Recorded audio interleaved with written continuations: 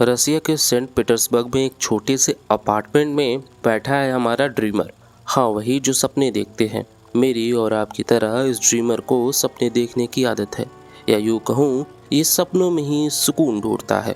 इसी अपार्टमेंट में इसकी मेड रहती है जिसका नाम मैत्रियोना है, जो कि ज़्यादा बोलचाल नहीं रखती, और इसीलिए उसको साथ बनाए रखने के लिए हमारा ड्रीमर उसे एक कहानी सुनाता है। एक ऐसी कहानी जिसे ड्रीमर की बेरंग जिंदगी में कुछ पल के लिए ही सही लेकिन रंग भर आए थे।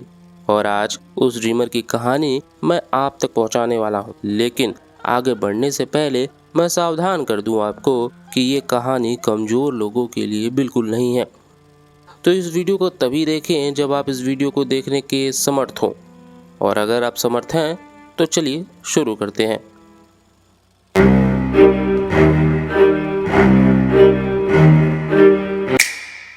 सेंट पीटर्सबर्ग की गलियों में भरी रात में हमारा ड्रीमर चल रहा है, बिल्कुल अकेले और गुनगुनाते हुए, ठीक उन लोगों की तरह जिनके कोई सखी साथी नहीं होते। लेकिन हमारे ड्रीमर को यही पसंद है। पहले जब वो सुबह में निकलता था तो जाने पहचाने चेहरे उसे बेचैन करने लगे थे। अगर वो लोग उदास हैं तो ये भी उदास, अगर वो खुश है तो ये भी खुश। पर अब ड्रीमर रात में बाहर निकलता है। अब उसे इसकी फिक्र नहीं। वो फकीरों की तरह इन गलियों से गुजरता है, राह में पड़ने वाली इमारतों और घरों से बातें करता है, ऐसे मानो कि उन इमारतों पर किए जाने वाले रंग अपना हाल बता रहे हों। जैसे कोई बदरंग, कोई उखड़े से तो कोई नए चमचमाते। ड्रीमर से बहुत कुछ कहे जाते हैं, लेकिन हम चलते हैं उस दिन जब हमारे ड्रीमर की जिंदगी में एक पल के लिए ही सही लेकिन खुशियों की लहर दौड़ उठी थी।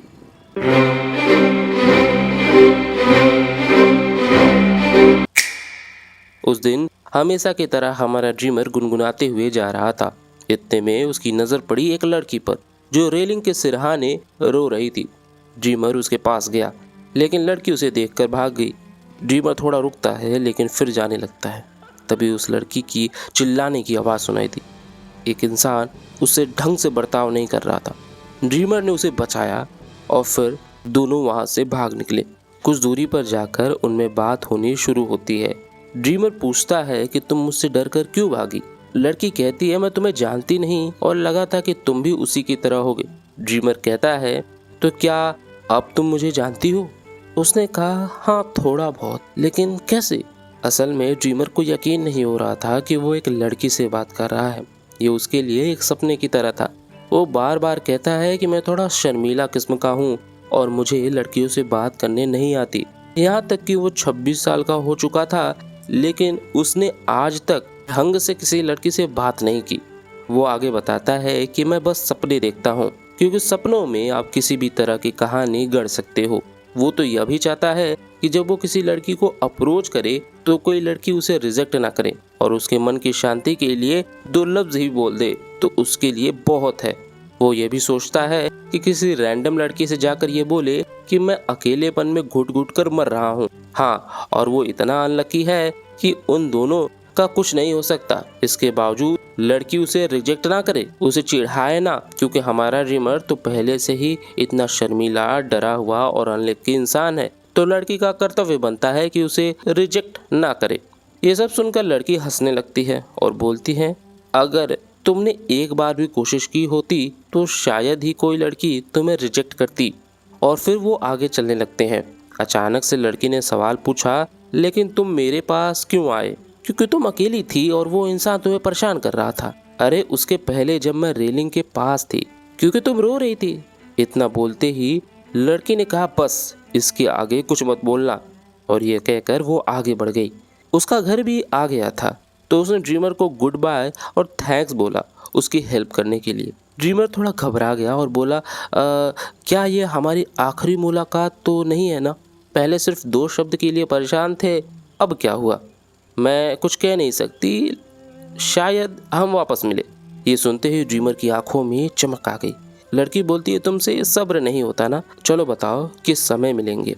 ड्रीमर ने तुरंत बोला, 10 बजे सही रहेगा। लड़की मान तो गई, लेकिन उसने एक शर्त रखी। अरे मैं कोई भी शर्त मानने को तैयार हूँ, तुम बस बोलो। मैं दोस्ती के लिए तो तैयार हूँ, लेकिन प्यार के लिए नहीं। तो मेरी शर्त यही है कि तुम मुझसे प्यार में नहीं पड़ोगे।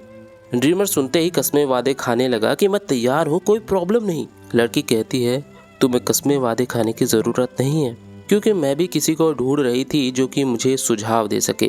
क्योंकि मेरे पास भी कोई बात करने के लिए नहीं है, तो मुझे किसी की तो ज़रूरत थी जो एक फ्रेंडली एडवाइस दे सके। सुझाव? कैसा सुझाव? उसने तुरंत बोला ये तो सीक्रेट रहेगा, हो सकता है मैं बाद में तुम्हें बताऊं या नहीं बताऊं, लेकिन उससे पहले मैं तुम्हारे बारे में और जानना चाहूंगी। ड्रीमर कहता है अरे मैं सारी बातें कल बताऊंगा, बस कल तक सरवाइव कैसे करूंगा नहीं पता। लड़की हंसकर बोली उसमें सरवाइव करने वाली क्या बात है, समय पर सो जाना, सरवाइव कर जाओगे। लड़की ने गुड बाय बोला और चली गई। हमारा ड्रीमर उसे जाते हुए देखता रहा और फिर कुछ देर बाद वो भी वहां से चला गया।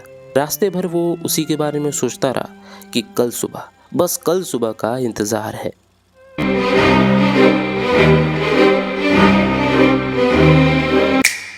अगले दिन लड़की वहां पर पहुंचती है, लेकिन उससे पहले ड्रीमर आया हुआ था। लड़की ने जाते ही पूछा कि तुमने सरवाइव कर ही लिया। ड्रीमर एक्साइटमेंट में उसका हाथ पकड़कर बोलता है हाँ, और पिछले 2 घंटे से मैं तुम्हारी राह देख रहा था। लड़की कहती है ठीक है, पर मेरा हाथ तो छोड़ दो। लड़की आगे बताती है कि मैं पूरी रात तुम्हारे बारे में ही सोच रही थी कि कल मेरा बर्ताव बच्चों की तरह था, मुझे उस तरह से बर्ताव नहीं करना चाहिए था, लेकिन आज मैं तुम्हारे बारे में पूरी तरह जानना चाहूँगी। तो बताओ क्या है तुम्हारी हिस्ट्री? ड्रीमर हंसकर बोलता है मेरी कोई हिस्ट्री नहीं, कोई भी नहीं है। ऐसे कैसे हो सकता है? फिर तुम जिंदा कैसे हो? ड्रीमर कहता है ये पॉसिबल है क्योंकि मैं बिल्कुल अकेला रहता हूँ। अकेला मतलब तुम किसी से मिलते जुलते नहीं?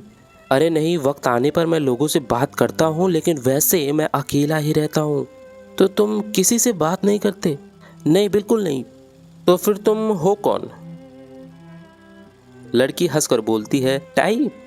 इतने में वो एक बेंच के पास पहुंचते हैं और दोनों बैठते हैं। लड़की उसकी हिस्ट्री में काफी इंटरेस्टेड थी और उससे भी ज्यादा कि ये टाइप भला क्या चीज है। ड्रीमर बताता है कि टाइप एक अब्सर्ड कैरेक्टर है। ड्रीमर बोलता है कि क्या तुम्हें ड्रीमर के बारे में पता है, वो जो सपने देखते हैं?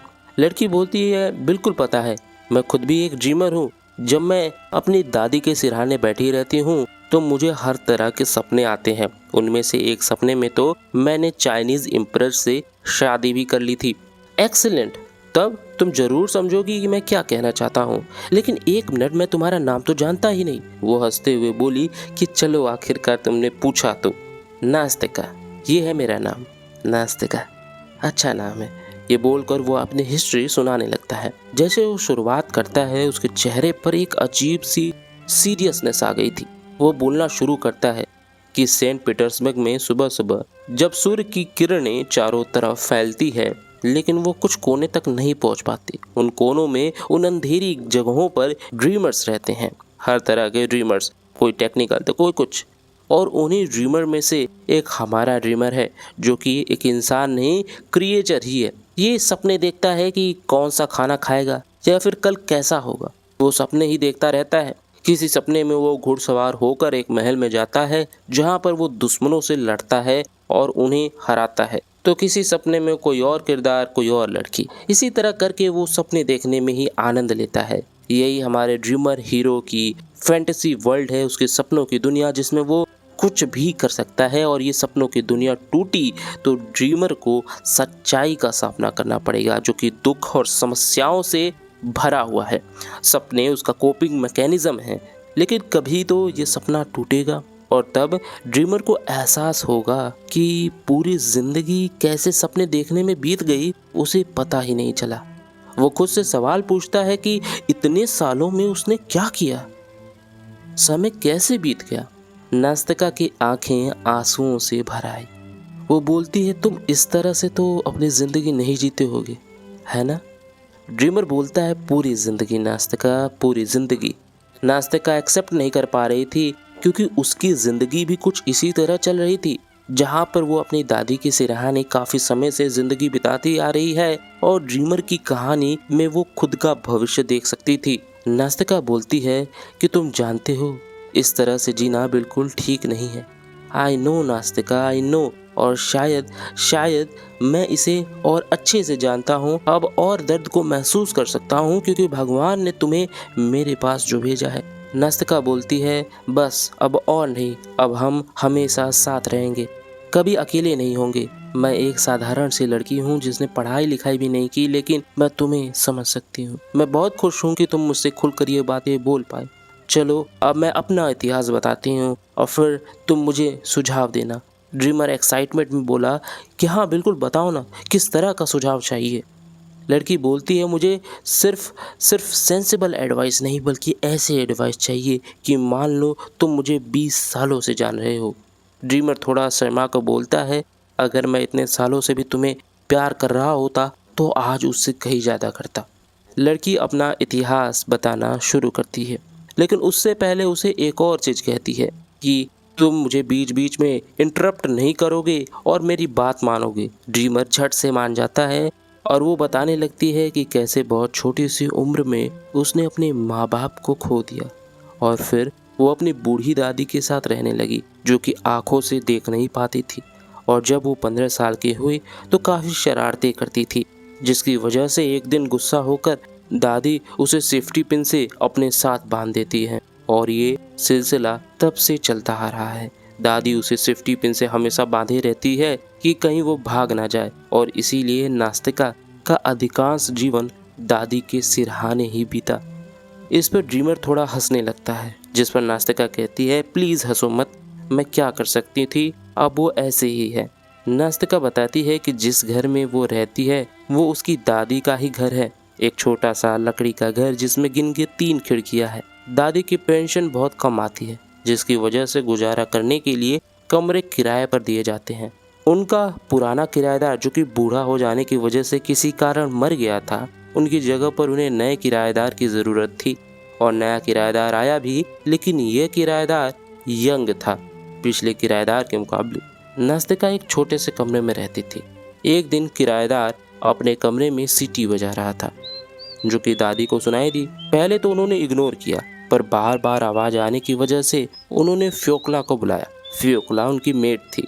इधर दादी ब्लाइंड थी तो फ्योकला डीफ यानी बहरी। तो दादी ने फ्योकला से पूछा, क्या नया किराएदार यंग है? और नास्तिका ने फ्योकला को समझाया, लेकिन फ्योकला बस हंस कर चली गई, क्योंकि ये एक सिली सा क्वेश्चन था। फिर दादी ने नास्तिका से पूछा, क्या तुमने उसे देखा है?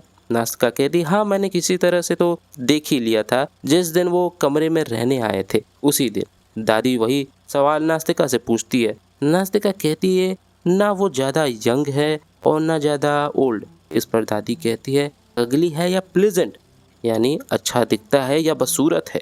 जिस पर नास्तिका कहती है, दिखने में तो अच्छा ही है। दादी थोड़ी कठोर आवाज में बोली कि ना जाने कैसे दिन आ गए हैं, पहले तो बूढ़े किराएदार आते थे, वो तुरंत नास्तिका को पास बुलाती है, सेफ्टी पिन से बांध देती है कि तुम मुझसे मिलने नहीं जाओगी। दादी सिर्फ पुराने जमाने की बात करती थी कि पुराने जमाने में ही सब अच्छा था। एक दिन नास्तिका इन्हीं सब के बारे में सोच रही थी कि इतने में किराएदार आ जाता है। दरअसल दादी और किराएदार के बीच एक सौदा हुआ था कि 2 महीने की पेमेंट उसे एडवांस में देना होगा। ठीक वो वही करता है, वो दादी को पैसे देता है। दादी काफ़ी खुश होती है और कहती है, लो नास्तिका, इसे रख दो। यहाँ पर एक पल के लिए नास्तिका और किराएदार की नज़रें एक दूसरे से टकराई और घबराहट के मारे वो पैसे रखने को उठी, लेकिन वो भूल गई कि दादी ने सेफ्टी पिन लगाया था। तो दादी और वो एक साथ ही खिसक गए और गिरते गिरते बचे। किराएदार हैरान होकर देखते रह जाता है, जबकि नास्तिका इतना शर्मिंदा महसूस करती है कि रोने लगती है। दादी पूछती रह जाती है, हुआ क्या, हुआ क्या? फिर किसी दिन नास्तिका के पास किराएदार ने ढेर सारी किताबें भिजवाई ताकि वो दादी के साथ बैठे बैठे बोर ना हो, जिसे देखकर वो तो बहुत खुश होती है। लेकिन दादी पूछती है कि कैसी किताबें हैं? कोई उल्टी सीधी किताबें तो भेजकर तुम्हें बहलाना तो नहीं चाहता, जैसे कि अधिकतर लड़के करते हैं। वो शादी का वास्ता देकर बेचारी लड़कियों को उनके परिवार से दूर कर कर ले जाते हैं और बाद में इन लड़कियों को छोड़ देते हैं, जिससे कि ये लड़कियां बाकी की ज़िंदगी बहुत ख़राब तरह से बिताती हैं। लेकिन नास्तिका उनकी बात काटते हुए बोलती है, ये सब तो नोवेल है। अच्छा जरा उसे खोल कर देखो, कहीं लव लेटर तो नहीं छुपा के भेजा, कहीं बाइंडिंग में कुछ छुपाया तो नहीं है, उसकी बाइंडिंग चेक करो। सब करने के बाद भी नास्तिका को कुछ नहीं मिला। फिर भी दादी बोलती हैं, जरा पढ़ के सुनाओ। और इसी तरह सिलसिला चलता रहा। किराएदार उसे तरह तरह की किताबें भेजता रहता, जिससे कि उसका अधिकांश समय किताबों से ही घिरा रहता और इसीलिए वो चाइनीज एम्परर के बारे में सपने देखा करती थी। सर्दियों का समय आ चुका था। एक दिन नास्तिका बाहर से अंदर आ रही थी। सीढ़ियों पर किराएदार और उसकी मुलाकात हुई। किराएदार ने पूछा कि क्या मेरी भेजी हुई किताबें पढ़ी। ये वो करके वो बातें कर रहा था और फिर मुद्दे की बात पर आया कि क्या तुम दादी के पास बैठे बैठे बोर नहीं होती? क्या तुम्हारे कोई दोस्त नहीं जिससे तुम मिलने बाहर जा सको? नास्तिका कहती है मेरे कोई दोस्त नहीं, और जो थी भी जिसका नाम मशिंका था वो पुष्कॉफ चली गई। किराएदार फिर पूछता है कि तुम मेरे साथ थिएटर चलोगी? जिस पर पहले तो नास्तिका बहुत खुश होती है, फिर कहती है दादी का क्या होगा? तो किराएदार बोलता है तुम बिना बताए भी तो जा सकती हो। नास्तिका तुरंत मना कर देती है कि मैं दादी को धोखा नहीं दे सकती। फिर दोनों अपने अपने रास्ते पर चले गए। एक दिन नास्तिका कमरे में गुनगुना रही थी। अचानक उसे किराएदार की आवाज़ सुनाई दी। वो सीढ़ियों से उतरी। दोनों की नजरें वापस टकराई और किराएदार दादी से बात कर रहा था। उसने पूछा कि वो थिएटर चलेंगी। उसके दोस्त ने चलने से मना कर दिया था। पहले दादी थोड़ा झिझकती हैं और नास्तिका को बुलाती हैं। थिएटर जाना चाहोगी? आपको जो ठीक लगे। फिर दादी पूछती है कि कौन सा शो है? दादी कहती है कि क्या ये वही शो है जो पुराने समय पर भी होता था? हाँ हाँ, वही वही। दादी बताती है कि कैसे उसमें से एक किरदार को उन्होंने एक बार प्राइवेट परफॉर्मेंस में निभाया था। वो एक्साइटेड होकर फ्योक्ला को पुकार लगाती है कि बाहर चलने की तैयारी करो। थिएटर में तीनों लोग बैठे होते हैं, जिनमें किराएदार और नास्तिका हाथ थाम कर बैठे होते हैं, और नास्तिका मन ही मन खुश हो रही थी। फिर वो एक दूसरे को गुड बाय बोलकर चले जाते हैं। नास्तिका इसके बारे में सोचती रह जाती है, लेकिन उसके बाद से किराएदार का आना कम होने लगा। यहाँ तक कि अब वो सिर्फ महीने के किसी आखिरी दिन में आकर बस पैसे दे जाता था। इधर नास्तिका का कुछ करने का मन नहीं करता। वो पहले से बहुत पतली हो गई थी। न खाना खाती न कुछ। कमरे में इधर से उधर चक्कर लगाती, बाहर देखती कि शायद अब वो आ जाए। मानो उसकी पूरी जिंदगी बेरंग सी हो गई थी। एक दिन इसी तरह कुत्ते की भौंकने की आवाज आने लगी। नास्तिका को झट से पता चल गया कि किराएदार आ गया है। वो भागी भागी गई, लेकिन किराएदार का रुख बदला बदला सा लग रहा था, मानो कि उसे नास्तिका से बात करने में कोई इंटरेस्ट ही नहीं। धीरे से हेलो बोलने के बाद वो अपने कमरे में चला जाता है और जाते ही तेज से दरवाजा बंद करता है, जिसकी आवाज़ नास्तिका के कानों तक आ पहुंचती है। और नास्तिका को बिल्कुल समझ नहीं आया कि यह हुआ क्या। मानो उसके दिल के चार टुकड़े हो गए हों। फिर भी वो बड़ी देर तक वहीं खड़ी रही कि अब वो आएगा उससे बात करने के लिए, पर ऐसा कुछ नहीं हुआ। संडे का दिन था। दादी और फ्योक्ला चर्च गई थी और किराएदार भी नहीं था। मौका अच्छा था। नास्तिका धीरे से उसके कमरे में चली गई। जाते ही वो कमरे को देखने लगी। कमरा चारों तरफ से किताबों से भरा पड़ा था। ये देखकर उसे समझ आ गया कि किराएदार उसे इग्नोर क्यों कर रहा था, क्योंकि नास्तिका ने पढ़ाई लिखाई नहीं की थी और दादी के सिराने रहती थी, जबकि किराएदार बहुत पढ़ा लिखा मालूम होता था। अचानक न जाने उसे क्या सूझा कि वो एक मोटी सी किताब उठाती है और लेकर अपने कमरे में भाग जाती है। उसे खोल कर देखती है और उसे समझ आता है कि यह भाषा तो वो पढ़ ही नहीं सकती। वो वापस से जल्दीबाजी में कमरे की तरफ जाती है और उसे बुक शेल्फ में रखने की कोशिश करती है, लेकिन इतने में किराएदार की आने की आवाज आने लगती है और बुक शेल्फ गिर जाता है। उसके साथ साथ सारी किताबें जमीन पर जा बिखरती है। ये सब देख कर किराएदार थोड़ा हैरान था। नास्तिका कहती है मुझे सिर्फ बुक पढ़ना था। किराएदार कहता है कोई बात नहीं। वो किताबें उठाने लगता है। नास्तिका कहती है मैं भी हेल्प कर देती हूँ। इसी बहाने दोनों की नज़दीकियाँ बढ़ जाती है, लेकिन किराएदार खुद को रोकते हुए कहता है चली जाओ यहाँ से। ये कैसी कसमकस है कि साथ होकर भी वो साथ नहीं हो सकती। आंखों में आंसू लिए और चेहरे पर निराशा वो वहाँ से चली जाती है। 3 हफ्तों तक उसकी हिम्मत ना हुई कि वो किराएदार से नजरें मिला पाए। वो सिर्फ उसे देखकर शर्माती और रोती। अजीब तरह के ख्यालों से उसका दिमाग भरा रहता। वसंत का मौसम आ गया था। आकाश में चिड़िया चहचहा रही थी। ठंडी हवाएं चल रही थी। नास्तिका ख्यालों में डूबी हुई आसमां को टकटकी लगाए देख रही थी। इतने में फ्योक्ला आ जाती है और बताती है कि किराएदार कल मॉस्को के लिए रवाना होंगे और उन्होंने मुझे फेयरवेल बोला कि हम कभी एक दूसरे को नहीं देख पाएंगे। इतना कहकर फ्योक्ला तो हंसती हुई निकल जाती है, लेकिन नास्तिका के पैरों से मानो जमीन खिसक गई। वो रोती हुई दादी के पास जाती है। वो जा रहा है दादी, वो जा रहा है। वो कौन? हमारे किराएदार। दादी कहती है हो सकता है कोई उसका ज़रूरी काम हो, लेकिन तुम रो ना नास्तिका, हम अपना कमरा किसी और को दे देंगे, उससे भी बेहतर किराएदार को। नास्तिका रोते हुए बोली कि नहीं, मुझे उससे बेहतर किराएदार नहीं चाहिए।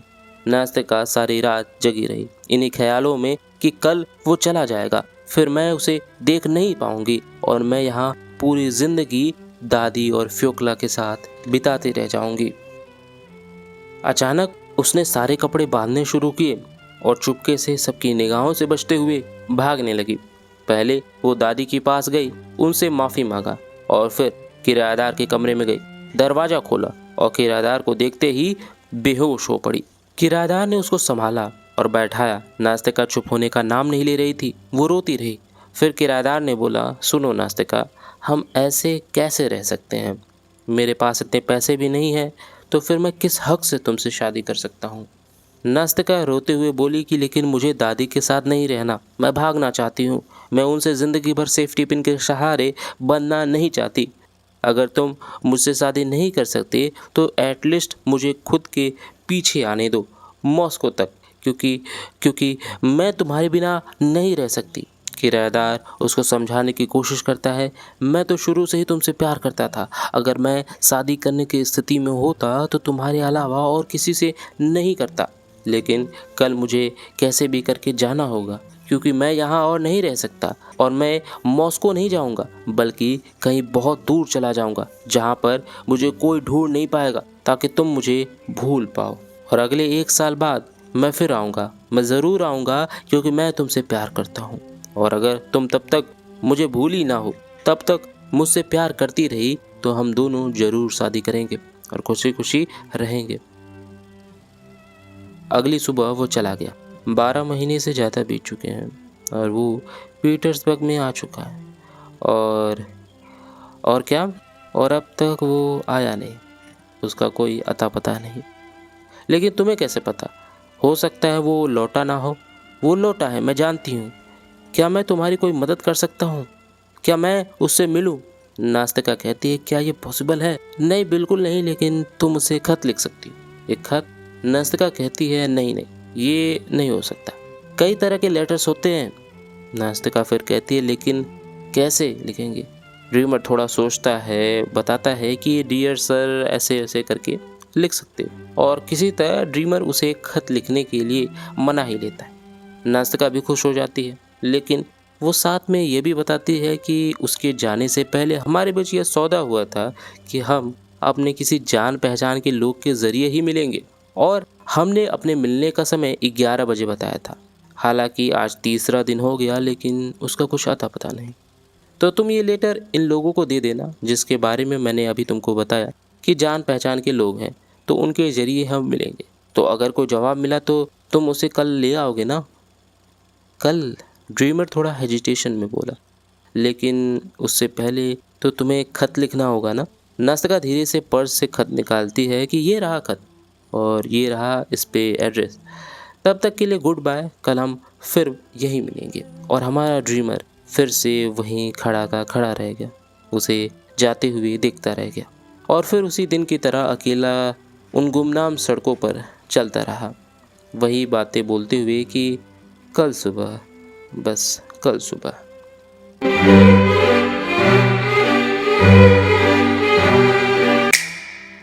मिलते ही नास्तिका ने पूछा, क्या हुआ? ड्रीमर ने बोला, सारी चीज़ें हो गई, मैंने खत पहुंचा दिया है। नास्तिका ड्रीमर को थैंक यू बोलती है कि तुम कितने अच्छे हो, अभी तक कोई और होता तो मेरे प्यार में पड़ जाता। तुम कितने अच्छे हो कि तुमने लेटर पहुंचा दिया और मेरे लिए फूल भी ले आए। जब मैं शादी कर लूँगी फिर भी हम बहुत अच्छे दोस्त रहेंगे। मैं तुम्हारी उतनी ही केयर करूँगी जितना उसकी करूँगी। ड्रीमर नम आँखों से बोलता है कि तुम डरी हुई लग रही हो, कहीं तुम्हें ऐसा तो नहीं लग रहा कि वो आज भी नहीं आएगा? नास्तिका कहती है, ऐसे बातें मत करो, मैं रोने लगूंगी। ड्रीमर थोड़ा घबराते हुए बोलता है कि लिसन नास्तिका, पता नहीं मुझे क्या हो गया है, यहाँ आते हुए मेरी जिंदगी मानो रुक सी गई। ये सब बता ही रहा था कि इतने में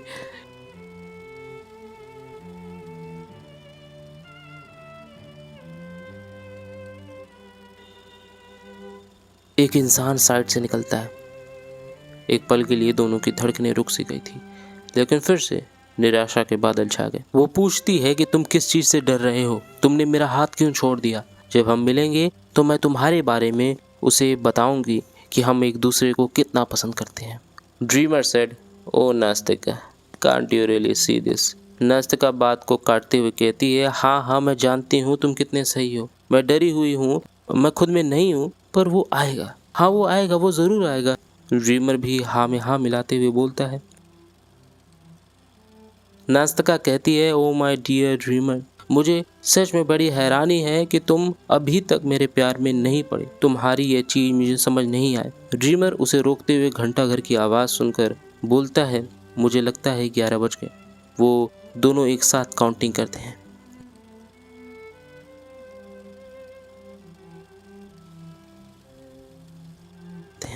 नास्तिका की आंखों में आंसू आना शुरू हो गए। आज भी किराएदार नहीं आया। यह देखकर ड्रीमर उसे चुप कराने की कोशिश करता है कि हो सकता है उसे चिट्ठी मिली ना हो सकता है वो घर पे रहा ना हो, कुछ भी हो सकता है। हाँ हाँ कुछ भी हो सकता है। मैं तुम्हें बताती हूँ क्या करना है तुम्हें। एकदम सुबह होते ही कल उसके घर पर पहुँच जाना है, और अगर तुम्हें कुछ मिला तो मुझे बताना। पता है ना मैं कहाँ रहती हूँ? गली के ब्रिज के पीछे ना, एक छोटी सी लकड़ी के घर में जहाँ 3 खिड़कियाँ हैं, वहाँ ना। ड्रीमर हंसते हुए बोला। नास्तिका उसे बोलती है कि तुम कितनी काइंड हो, वो तुम्हारे जैसा क्यों नहीं हो सकता, वो तुम्हारी तरह इतना अच्छा नहीं है, फिर भी मैं उसे तुमसे ज़्यादा प्यार करती हूँ। या फिर ये कहना अनफेयर है। ड्रीमर दिल पर पत्थर रखते हुए कहता है, नो इट्स ऑल राइट नास्तिका, इसका सिर्फ यही मतलब है कि तुम उसे दुनिया में किसी भी चीज़ से ज़्यादा चाहती हो। हाँ हो सकता है यही सच हो। नास्तिका कहती है, टेल मी वन थिंग, ये अच्छे इंसान ही लोगों से इतना क्यों छुपते हैं, क्यों नहीं अपने दिल की बातें सीधा बोल देते हैं? लेकिन नास्तिका, इसके कई सारे रीजन हैं। नहीं नहीं तुम्हें ही देख लो, ऐसा लग रहा है कि तुम मेरे लिए कुछ सेक्रीफाइस कर रहे हो। अरे नहीं ऐसी कोई बात नहीं है।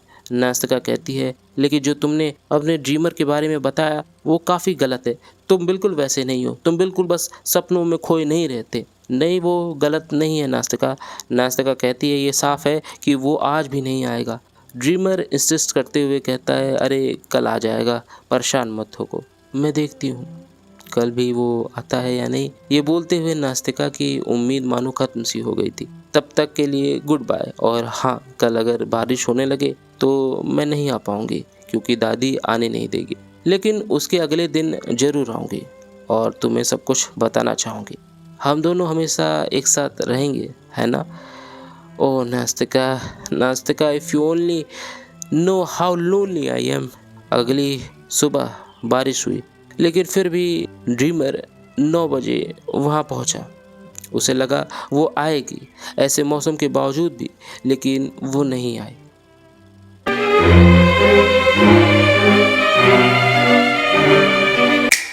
मैं वहाँ ब्रिज के पास इधर से उधर घूम रहा था कि अब आएगी वो, लेकिन फिर भी मैंने खुद को काबू किया और ब्रेंच पर बैठ गया। मेरे दिमाग ख्यालों से भरा हुआ था कि कल तक नास्तिका उससे कितने अच्छे से बात कर रही थी, लेकिन उसके दिल में प्यार किसी और के लिए था। हे भगवान, आखिर ये मैंने कैसे सोच लिया कि उसका मेरे लिए बेचैन होना और मेरे लिए परवाह करना प्यार नहीं, बिल्कुल दूसरे के इंतज़ार में बिताया गया टाइम पास है। मैं वहाँ बारिश में अपने विचारों के साथ बैठा रहा। आखिर में मुझे खुद पर शर्म आने लगी। वहाँ से चलने लगा नास्तिका के घर की ओर। उसका लकड़ी का घर पुराना था, ठीक उसकी दादी की तरह अंधेरे से घिरा हुआ था और बस एक छोटी सी जगह से रोशनी आ रही थी। वो नास्तिका का कमरा था। शायद वो किराएदार को खत लिख रही थी। मैं वहाँ खड़ा रहा जब तक वो लाइट बंद ना हो गई।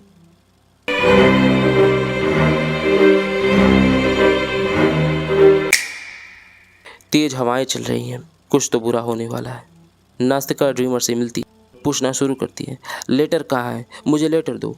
ड्रीमर कहता है, मेरे पास लेटर नहीं है। सुनते ही मानो नास्तिका को सदमा लग गया, उसकी आंखें भर आई। ड्रीमर पूछता है कि क्या अभी तक वो तुमसे नहीं मिला? क्योंकि नास्तिका जिस दिन बारिश हुई थी उसके बाद मिली थी, तो ड्रीमर भी पूछता है कि क्या अभी तक वो तुमसे नहीं मिला?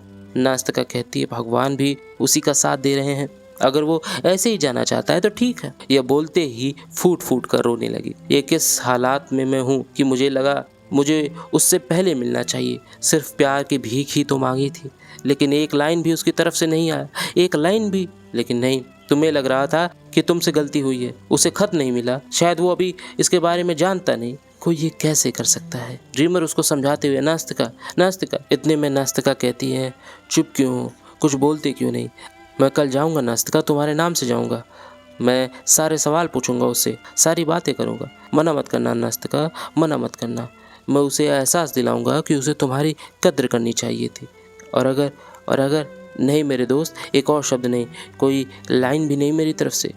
मैं उसे नहीं जानती, मैं उसे अब प्यार नहीं करती, मैं उसे भूल जाऊंगी।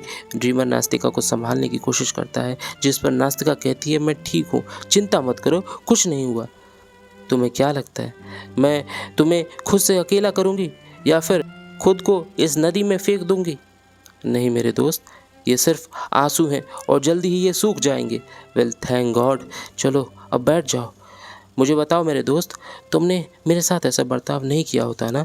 तुम किसी लड़की को ऐसे ठुकराते नहीं जो खुद चलकर तुम्हारे पास आई हो। तुम उसके कमज़ोर दिल पर नहीं हंसते। तुम ये रियलाइज़ करते ना कि इसमें उसकी गलती नहीं, कि उसने कुछ नहीं किया। नास्तिका, तुम मुझे अब टॉर्चर कर रही हो। अब मैं और चुप नहीं रह सकता। आखिरकार मुझे बोलना ही पड़ेगा। जो मैं बोलने वाला हूँ बकवास है, इम्पॉसिबल है, स्टूपिड है, लेकिन I love you, I love you.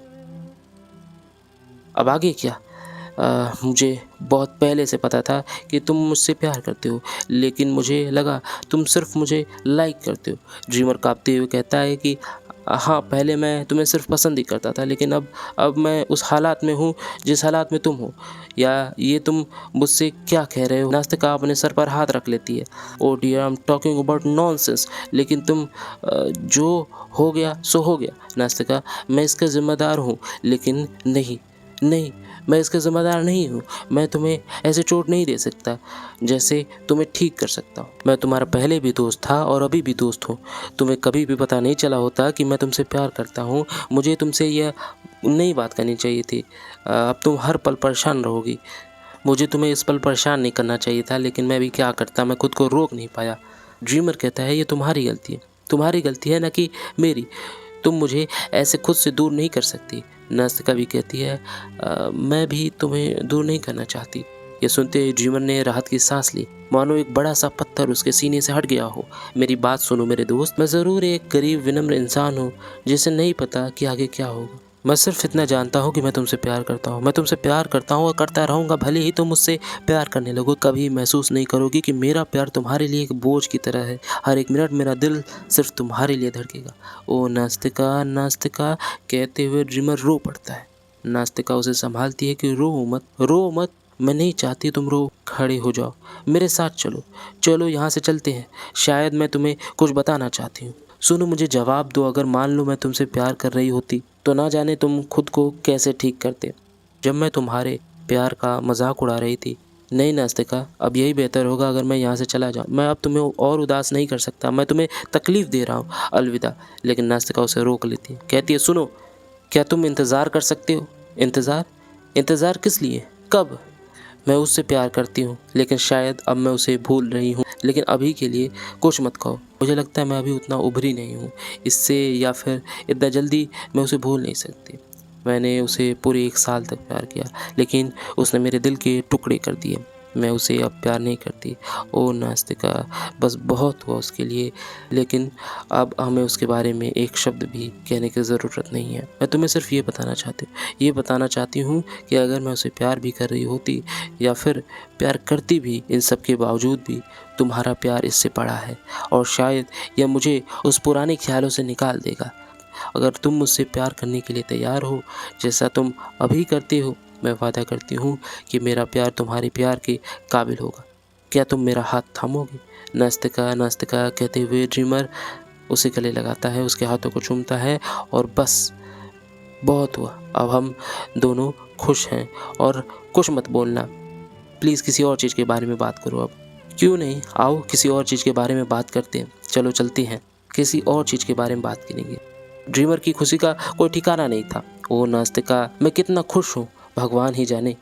मैं अब तक अकेला ही रहता था नास्तिका, लेकिन कल ऑफ कोर्स तुम जानती हो मैं गरीब हूँ, इतना भी नहीं, लेकिन मेरी ज़िंदगी सिर्फ सैलरी के भरोसे टिकी हुई है। लेकिन इससे फ़र्क नहीं पड़ता, हाँ बिल्कुल नहीं पड़ता, लेकिन हम दादी को भी साथ लेंगे और उनकी पेंशन भी तो है। ड्रीमर कहता है हाँ क्यों नहीं, दादी को साथ लेंगे ना।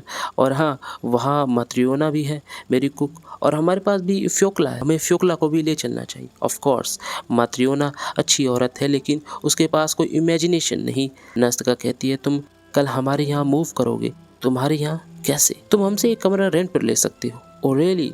हाँ, वो कमरा खाली है, वहाँ एक बूढ़ा आदमी रहता था लेकिन वो अब मर गया है। तो तुम सीधे कल घर मूव हो जाना। किराया देने के लिए पैसे तो बहुत कम है लेकिन इससे फर्क नहीं पड़ता, जल्दी ही मुझे सैलरी मिल जाएगी और शायद मैं पढ़ाना भी शुरू कर दूं। नास्तिका भी कहती है मैं पहले कुछ सीखूंगी और फिर उसे सिखाऊंगी और इससे हमारा खर्चा चलेगा और मुझे भी जल्दी ही बोनस मिलेगा। उन्होंने वादा किया था। तो कल तुम हमारे किराएदार होगे। हाँ, और हम थिएटर जाएंगे द बार्बर ऑफ सेविल देखने। हाँ, हम जाएंगे लेकिन कुछ दूसरा देखेंगे।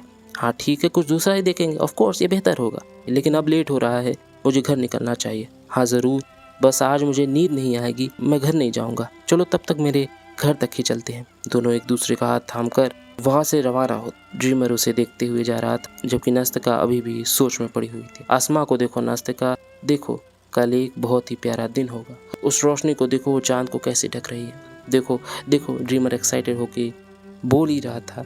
इतने में कोई साइड से चल कर जाता है। नास्तिका का ध्यान उस पर गया।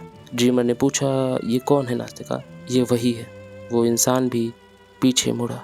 नास्तिका भाग कर गई, एक बार भी पीछे मुड़कर नहीं देखा और उससे जा गले लगी। फिर भागी हुई वापस आई और ड्रीमर की गालों पर चूमते हुए उसे एक आखिरी बार गले लगाती है और चली जाती है। हमारा ड्रीमर वहीं पर आंखों में आंसू लिए खड़ा रह जाता है।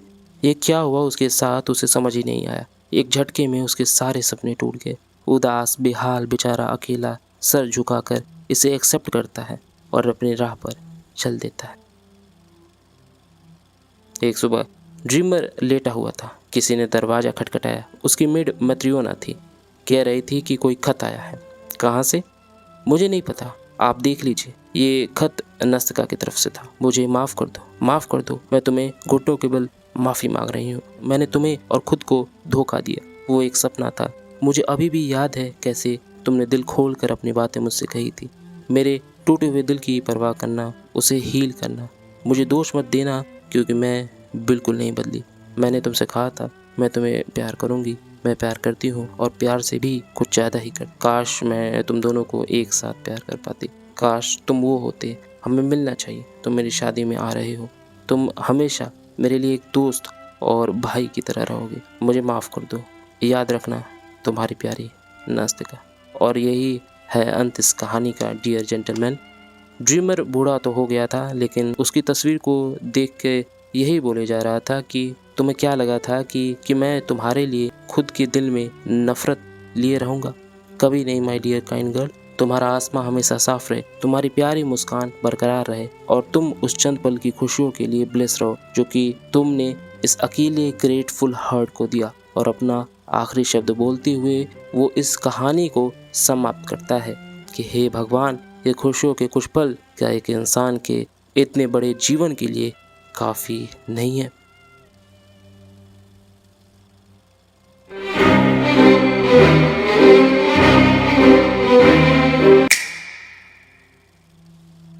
व्हाइट नाइट्स के जरिए फ्योदोर दोस्तोयेव्स्की ने ह्यूमन इमोशंस को जिस तरह से दिखाया है वो काबिले तारीफ है। जहां पर पहले हम यही जान लेते हैं कि व्हाइट नाइट्स का मतलब क्या है।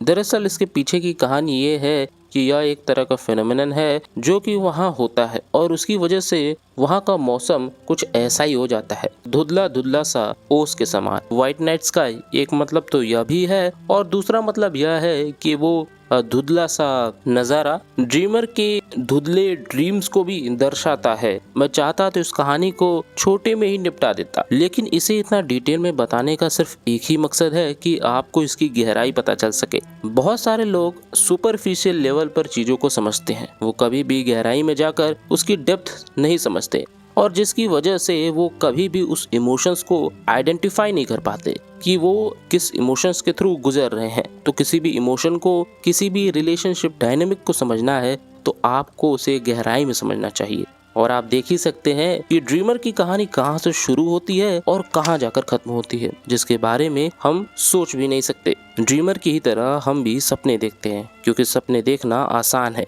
इस बात से अनजान है कि अगर इन सपनों का मायाजाल टूटा तो रिस्पॉन्सिबिलिटी का बोझ दस्तक लगाए बैठी हुई है। तो क्या आप तैयार हो पाओगे जब रिस्पॉन्सिबिलिटी का बोझ अचानक से आपके सिर पर आ गिरेगा? अब तक तो आप सपने देखते आ रहे थे, जब हकीकत से सामना होगा तो क्या आप उसका सामना कर पाएंगे? जैसे कि ड्रीमर जानते हुए भी कि वो अनलकी है, उसका कुछ नहीं हो सकता, इसके बाद भी वो ये सोच में पड़ा हुआ था कि लड़कियों की रिस्पॉन्सिबिलिटी बनती है कि वो उसे रिजेक्ट ना करें, जबकि हकीकत तो आपको भी पता है कि आप सामने वाले से एक हद तक ही एक्सपेक्ट कर सकते हैं। उसके बाद एक्सपेक्ट करना खुद को धोखा देने के बराबर ही है, क्योंकि एक्सपेक्टेशन की कोई सीमा नहीं। दोस्तोयेव्स्की ने इस छोटे से स्टेटमेंट से बहुत कुछ कह दिया। ड्रीमर ये आस लगा बैठा था कि सामने वाला ऐसे रिएक्ट करेगा, जबकि सच्चाई यह है कि सामने वाले का रिएक्शन आपके हाथों में नहीं है। फिर चाहे आप उसके लिए कितना ही अच्छा काम कर ले, यह वही बात हो गई कि मैंने तुम्हारे लिए इतना सब कुछ किया और जब तुम्हारी बारी आई तो तुम पीछे हट गए। और फिर सामने से वही क्लासिक रिस्पॉन्स आता है कि मैंने बोला था तुमसे कि मुझसे उम्मीद लगा बैठो, मैंने तो नहीं बोला था। यह हमारी कहानी के साथ बड़ा ही सही बैठता है, जहाँ पर नास्तिका ने प्रॉपर बाउंड्रीज सेट की थी कि तुम मुझसे प्यार में नहीं पड़ोगे। इसके बावजूद भी अगर आप अपने सपनों को हकीकत समझ बैठेंगे तो कुछ समय के लिए हो सकता है आपको सुकून मिले, लेकिन जब हकीकत से आपका सामना होगा तब आप क्या करेंगे?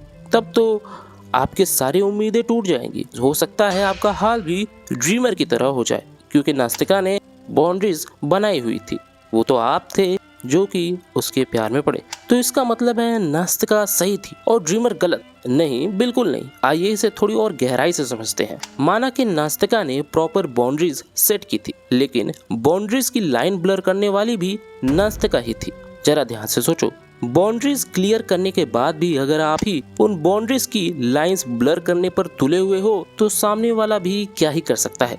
और सामने वाला ड्रीमर की तरह हो जिसने 26 साल की जिंदगी में एक लड़की से ढंग से बात भी नहीं की, तो उसके लिए तो एक छोटा सा अप्रिशिएशन भी बहुत बड़ी बात हो जाती है। और यहाँ तो मामला उससे भी कहीं ज्यादा बड़ा है। अगर आपने बाउंड्रीज बनाई है तो आपकी भी उतनी ही जिम्मेदारी बनती है कि आप उन बाउंड्रीज को बरकरार रखें। लेकिन यहाँ नास्तिका भी उसे बार बार किराएदार से कंपेयर करके उसे अच्छा और उसे ज्यादा प्यार मिलना चाहिए, ऐसे बोल बोल कर वो खुद ही लाइंस ब्लर किए जा रही है। ऐसे में आप सिर्फ ड्रीमर से एक्सपेक्ट नहीं कर सकते कि उसे नास्तिका के प्यार में नहीं पड़ना चाहिए। एक नजरिए से देखा जाए तो आपको ड्रीमर के लिए दुख हो रहा होगा, लेकिन ये उन्हीं सिचुएशन में से एक सिचुएशन है जहाँ पर लड़का आपको ये कहते हुए मिलेगा कि उसके मेल बेस्ट फ्रेंड नहीं होने चाहिए, क्योंकि डर हमेशा इसी बात का होता है कि दोनों के बीच में लड़ाई हुई तो वो सिंपैथी, वो कंफर्ट पाने के लिए उस दोस्त का सहारा लिया जाएगा। और अगर ऐसे हालात में उस दोस्त का भी उसके लिए फीलिंग डेवलप हो जाए तो वो भी क्या ही कर सकता है। उसे भी तो पहली बार ये फीमेल अटेंशन मिल रहा है। और ये बात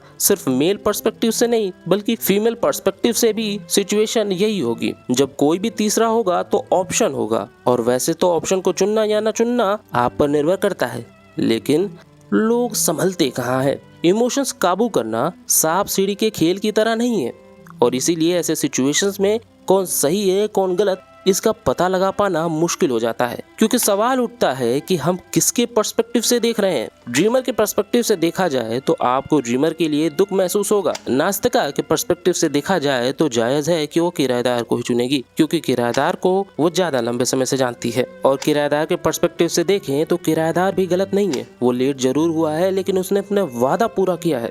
और ये कहना गलत नहीं होगा कि इसे ही मॉडर्न वर्ल्ड में सिचुएशनशिप का नाम दिया जाता है। और यही नहीं, फ्रेंड जोन का भी कॉन्सेप्ट इसी कहानी में साफ साफ झलकता है। हैरानी की बात है कि यह कहानी 177 साल पुरानी है, लेकिन आज भी ये इतनी रेलेवेंट है कि जानकर हैरानी होती है। खैर, जिस हाथ को पकड़ने से नास्तिका को पहले दिक्कत होती थी, वही हाथ छोड़ने पर नास्तिका को दिक्कत होने लगी। इसे नास्तिका का ड्रीमर के लिए प्यार मत समझना, बल्कि ये तो इस बात को दर्शा रहा है कि नास्तिका किराएदार की कमी को बर्दाश्त नहीं कर पा रही। किराएदार के लिए उसका प्यार धीरे धीरे गुस्सा, फ्रस्ट्रेशन और ना जाने कितने इमोशन से बाहर आ रहा है। इसीलिए तो जब ड्रीमर ने बोला कि हम थिएटर जाकर वही शो देखेंगे तो नास्तिका ने उसे मना कर दिया। क्योंकि उस शो से किराएदार की यादें जुड़ी थी। मोटे मोटे तौर पर हम इस कहानी से बहुत कुछ सीख सकते हैं, लेकिन मैं कुछ 2-4 चीजें आपको बताना चाहूँगा।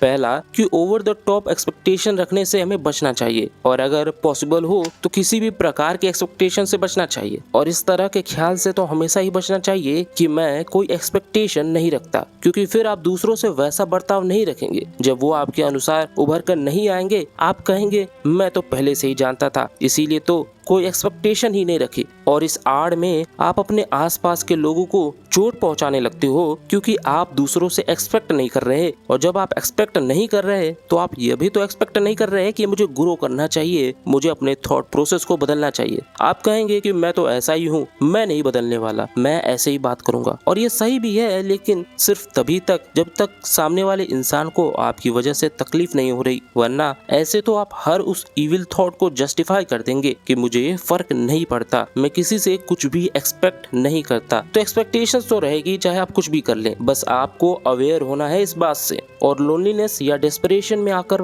प्यार के पीछे भागने से बचना चाहिए, क्योंकि एक बार प्यार आपको मिल भी जाए फिर भी आप अंदर से खोखले ही रहोगे। प्यार करने से मना नहीं है, लेकिन प्यार किन हालातों में हो रहा है और उसके क्या कॉन्सिक्वेंसेस हो सकते हैं, आपको उसके लिए तैयार रहना चाहिए। और हाँ, एक सवाल मेरी तरफ से, आप किसको गलत ठहराएंगे, नास्तिका को, किराएदार को या ड्रीमर को? अपना जवाब कमेंट सेक्शन में जरूर दें।